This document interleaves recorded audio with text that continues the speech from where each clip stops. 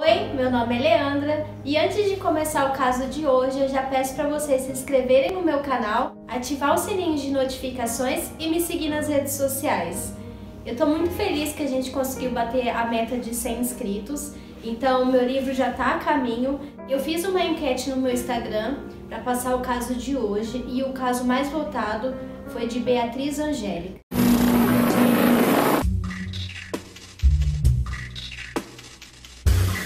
Beatriz morava com seus pais, o seu pai Sandro e sua mãe Lúcia, e junto morava sua irmã mais velha, que é a Angélica, e o irmão do meio era o Leandro. Ela era a caçula da família, ela tinha 7 anos de idade na época. A família conta que ela era uma criança bem vaidosa, ela gostava muito de brincar, ela sempre falava para os pais dela que quando eles envelhecessem ela ia morar com eles para cuidar deles, e o sonho dela era ser uma médica veterinária. Beatriz morava junto com a sua família em Juazeiro, Bahia. Beatriz, junto com seus irmãos, ela estudava numa escola católica bem conhecida na cidade. O seu pai era professor de inglês e era Maria Auxiliadora. Lúcia, ela trabalhava com telecomunicações e o pai era professor. O caminho de Beatriz, ele foi traçado dia 10 de dezembro de 2015. A escola fazia um evento de despedida todos os anos para a turma do 3º ano. A sua irmã estava se formando. Nesse evento tinha mais ou menos umas 3.000 pessoas e era na área externa da escola. Nesse evento, como o pai era professor da escola, então ele ficava diretamente participando das áreas de atividades que tinha na festa. Beatriz ficou junto com a sua mãe e seu pai trabalhando. Até que Beatriz pediu para a mãe dela que ela queria beber água. A mãe autorizou ela a ir sozinha no bebedouro. Muitas pessoas questionavam, mas por que a mãe deixou ela 7 anos no bebedouro? Era a escola que ela e os irmãos estudavam, ela conhecia a escola muito bem e o pai trabalhava lá, então ela não viu problema e a Beatriz foi sozinha no bebedouro. A sua mãe começou a sentir a sua falta mais ou menos quando já fazia uns 15 minutos a 20 minutos que a Beatriz não tinha chegado. No primeiro momento, ela achou que a Beatriz tinha se distraído com alguma amiguinha. Quando deu os 20 minutos, a família começou a procurar a Beatriz pela escola. Conforme a família não encontrou ela, Sandro subiu no palco, isso já era 10h40 da noite, e anunciou, falou se alguém visse ela, ou até chamou a filha dele para ela ir lá se encontrar com ele, achou que tinha acontecido alguma coisa, que ela tinha se perdido lá dentro da escola. Basicamente, assim que passou 10 minutos que a escola inteira foi procurar a Beatriz, encontraram ela numa sala que estava desativada de esporte, porque os ex-alunos acabaram pondo fogo e a Beatriz estava lá com 41 facadas. O agressor ainda fez questão de deixar a faca em cima do corpo dela, deixou a arma do crime lá. Assim que todo mundo chegou lá e viu a brutalidade, veio polícia, todos os tipos de polícia, de criminalísticas, formou um cerco lá. Mas assim que a polícia chegou lá, foi comprovado que não tinha como a Beatriz ter sido esfaqueada naquele local. E nos sapatos de Beatriz não tinha marca que ela foi andando lá, porque a sala estava toda queimada, os sapatos dela estavam limpos e a cena do crime só estava o corpo dela, porque não tinha manchas de sangue. Para ter esse tanto de número de facadas, no mínimo, deveria a sala inteira estar suja. Lembrando que na escola tinha câmeras e o último horário que viu Beatriz era umas 9 horas, ela estava sozinha indo pro bebedouro e dali não se viu mais. No dia desse evento, tinha uma porta principal aberta. Se aconteceu do criminoso entrar ou já estava lá, provavelmente ele entrou nesse portão. Saiu o laudo, comprovado que ela morreu de hemorragia, não teve nenhum tipo de abuso sexual, ela morreu mesmo por causa dos cortes da faca. A polícia já logo pensou que poderia ser vingança pela brutalidade do crime e não ter tido abuso sexual. Foi encontrado 2 tipos de material genético, um nas unhas de Bia e outro na faca. Até aquela altura, a polícia já tinha entrevistado 59 pessoas, mas nada ajudou. Coletou alguns DNAs e bateu com o que tinha na cena, mas deu negativo. O que a polícia tinha certeza que era um crime premeditado, depois que começaram a analisar a cena, e que a Bia foi uma vítima aleatória.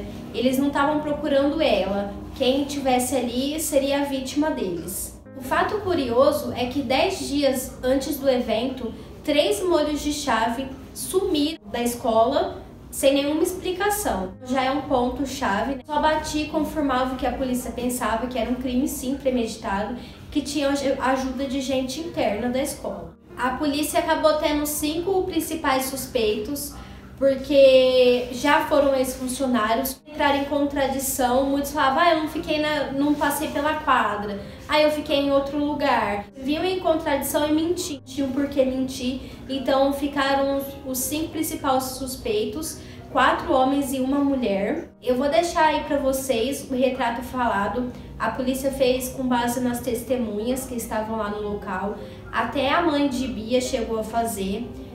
Relatar a pessoa estranha que ela tinha visto e basicamente essa pessoa aí que tá na tela, mas logo depois acabou caindo em contradição esse retrato falado e eu vou explicar pra vocês mais pra frente. Alguns dias depois tinha acontecido o caso, a escola acabou reformando a sala de balé. Todo mundo falou que não precisava daquela reforma. Pergunto pra vocês e ficou até essa pergunta pra mim. Será que não fizeram essa reforma pra esconder alguma coisa? Alguma prova que tinha lá? Porque todo mundo falava que a sala estava em perfeito estado, que não precisava de reforma. Alguns dias depois decidiram fazer uma reforma na escola. Tem uma testemunha que chegou a falar que um pouco antes de ver a Bia descendo as escadas pro bebedouro, ela tava lá e tinha um homem bem suspeito na grade da escola falando no celular. E acabou se assustando pela atitude dele, porque estava no telefone, parece que ele se estressou e ele começou a bater o celular dele na grade. De perto, assim que ela saiu para voltar pro evento, a Bia estava descendo as escadas. Algumas testemunhas até chegou a comentar que viu um homem cercando o banheiro, tanto feminino quanto masculino, não parecia que era de lá, talvez procurando alguma coisa. Naquele dia a diretora estava vendendo água, se aparecesse alguém de fora querendo comprar, a entrada dele seria liberada. Provavelmente a pessoa conseguiu o livre acesso por causa dessa desculpa da água. A família, quanto a polícia, tinha um disque denúncia, estavam pagando R$5.000 na época para qualquer informação que fosse dada, que ajudasse. E a escola se ofereceu a dobrar a recompensa e foi para R$10.000. A escola teve alguns pontos que acabou também não colaborando muito com a justiça, igual reformar a sala do balé. Conforme foi passando o tempo e teve os interrogatórios, a escola chegou a afastar 7 funcionários que não teve uma conduta exemplar ou era suspeito, então foram afastados. Na cidade já tinha bastante conversa sobre esse assunto, sobre esse caso, com razão, porque tinha acontecido dentro da escola, tanta gente, ninguém tinha visto nada. A escola acabou sendo pressionada e afastaram esses 7 funcionários. 6 meses depois do crime, um vídeo amador acabou sendo entregado para a polícia. Essa pessoa que entregou o vídeo, ela pediu anonimato. E nesse vídeo mostra um homem diferente lá perto da cena do crime. A polícia começou a investigar essa pessoa e o que eles sabem é que a entrada dele foi liberada sim por causa da venda da água. Os funcionários autorizaram a entrada dele. Quando a polícia pegou os vídeos que estavam na escola, muitos vídeos tinham sido apagados. Começou a maior investigação, mandato para conseguir pegar, para ver se conseguia chamar uma equipe especializada para qualquer coisa que tivesse, alguém conseguisse recuperar. Foi essa burocracia, foi meses, só em março de 2016 eles conseguiram tratar os vídeos. No vídeo apagado mostra uma pessoa que era terceirizada da escola, responsável pelas filmagens, um TI, e mostra eles 7 minutos antes dos vídeos sumirem, entrando para a sala. Virou um dos maiores principais suspeitos do caso, porque acredita-se que ele recebeu uma quantia para conseguir apagar qualquer tipo de vídeo que incriminasse as pessoas. Porque assim, a polícia deixou muito bem claro que esse crime não foi feito por uma pessoa. Isso até chegou a perder algumas coisas importantes, umas filmagens. A escola disse que a polícia não soube manusear, mas a polícia já é contra a escola e fala que não, que já veio danificado essas coisas, então é culpa da escola, responsabiliza a escola. Mas conseguiu ver um vídeo de um suspeito, ele andando pela escola, cercando a escola, ele tava com uma faca. Até que chega um ponto que ele acaba escondendo dentro da bota dele. É um dos principais suspeitos, até hoje não foi encontrado. A família da Bia, ela tem um Instagram, vou deixar aí pra vocês. Tem uma própria investigação, tem o da polícia. Eles entraram com uma ação para ter o livre acesso sobre a investigação. e eles pedem para ajudar com qualquer quantia, para ajudar a manter essa investigação particular, que é uma investigação paralela. A família ainda pede para qualquer pessoa que estivesse no dia do evento ou uma foto, alguma coisa que consiga ajudar, mande para eles no Instagram, porque qualquer tipo de ajuda é muito bem-vinda. O crime foi em 2015 e a gente tem uns vídeos que eu vou deixar aí para você, tem fotos. Até hoje não tem ninguém pagando pela morte dela, não tem ninguém sendo julgado, não tem ninguém sendo culpado por isso. Conforme foi passando os anos, saiu uma pessoa que estava responsável pelo caso, entrou a delegada Poliana, ela tem a sua própria equipe, eles cuidam exatamente só do caso dela, eles trabalham só com isso. E hoje eles trabalham com a possibilidade de ser uma motivação religiosa. Eu tenho um fato aqui que eu fui pesquisar depois que eu vi isso daí, que poderia ser em relação à religião.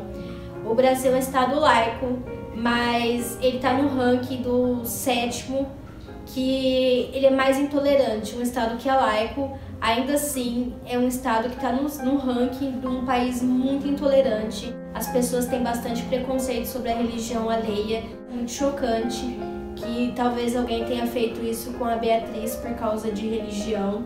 E outras pessoas que acontecem de sofrer também por causa da intolerância. No estado laico não deveria acontecer essas coisas. O técnico das câmeras, ele chama Alisson. Em janeiro de 2017 ele foi encontrado na Bahia. A polícia chegou aí na casa do Alisson Henrique, que ele é o suspeito de ter pagado todas as filmagens e ter recebido por isso para acobertar o crime. Mas quando foi na casa dele não encontrou nada que pudesse incriminá-lo e ele acabou sendo solto. Como a advogada mandou o habeas corpus dele e foi aceito, porque quando prendeu ele não tinha nada como segurar a prisão dele, não tinha nenhum tipo de prova. Mas ele ainda será julgado, ele continua solto, mas ele mais pra frente será julgado. A mãe de Beatriz Angélica, ela foi em Brasília, ela reclamou do jeito que a polícia trabalhou no caso da filha. Teve várias falhas. Bastante importante que vocês sigam o Instagram dela, porque até hoje não tem nenhum culpado na cadeia. E teve bastantes falhas, sim, de ambas partes. Eu acredito que até um pouco da escola. O ex-funcionário que na época pagou as filmagens, ele tá solto. É bem importante que vocês compartilhem esse vídeo para chegar em mais pessoas. Sempre respeitar a vítima, mas a gente não deixar o caso ser esquecido, porque a gente ainda busca justiça para a Beatriz. Tudo começou com uma despedida de um final de ano, a irmã estava formando. Infelizmente, ela estava no lugar errado, na hora errada, e aconteceu isso com ela. A família só busca agora justiça, é muito triste que no Brasil aconteçam essas coisas. Hoje a polícia trabalha fortemente que seja por causa da religiosa. E antes de terminar o vídeo de hoje, eu vou deixar aí pra vocês no final do vídeo os dados da conta da casa do vovô. Eles estão precisando de ajuda nessa época, o pouco que você ajudar, no próximo já será o suficiente. Eles aceitam dinheiro ou alimentos. O que você puder ajudar, mesmo que seja pouco, já vai ser bastante pra eles. Eu vou deixar aqui no final do vídeo. Espero que vocês tenham gostado, me siga nas redes sociais. Um beijo e até mais!